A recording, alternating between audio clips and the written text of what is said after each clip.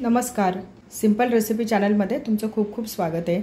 गणपती बाप्पाच्या नैवेद्यासाठी आज आपण पंचखाद्य मोदक बनवणार आहोत। त्यासाठी काय काय साहित्य घेतलं ते बघूया।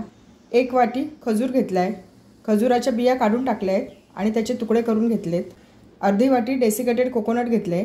डेसिकेटेड कोकोनटच्या ऐवजी तुम्ही सुको खोबरं किसून घेऊ शकता। 2 चमचे खारीक पावडर घेतली आहे। खारीक पावडर कोणत्याही किराणा दुकानात सहज मिळते। 10 काजू आणि 10 बदाम याचे तुकडे करून घेतलेत।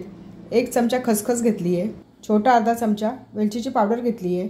पंचखाद्य मोदक करायला घेऊया। गॅसवर कढई तापत ठेवली आहे। कढई गरम झाली आहे। काजू बदाम टाकूया।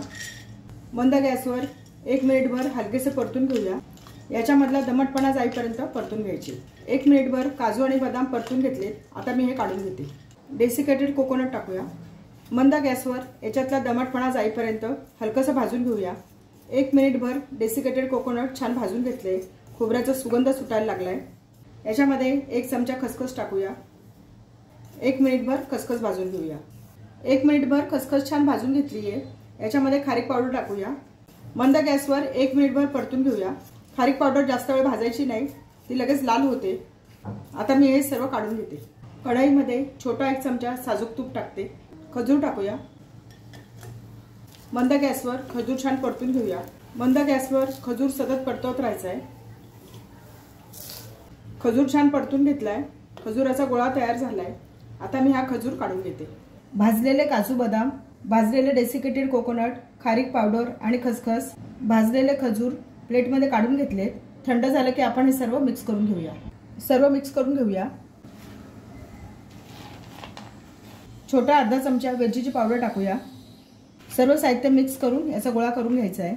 सर्व साहित्य एकत्र करून त्याचा गोळा करून घेतलाय। मोदक करायला घेऊया। मोदक आपण या साच्यात करणार आहोत। साच्याला साजूक तूप लावून घेते। मिश्रणाचा गोळा घेऊया।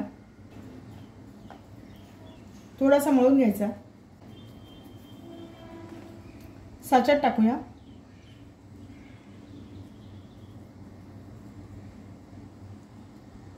साचा बंद करूया।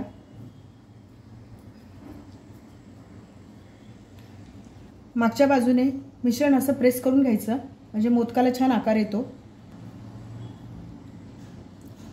मोदक काढून घेऊया।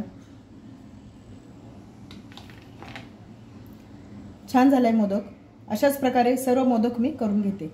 आपले पंचखाद्य मोदक तयार झालेत। प्लेटमध्ये सर्व केलेत। छान झालेत मोदक। पौष्टिक आहेत, झटपट होणारे आहेत। गणेश जयंतीनिमित्त सर्वांना हार्दिक शुभेच्छा। रेसिपी आवडली असेल तर चॅनलला सबस्क्राइब करा।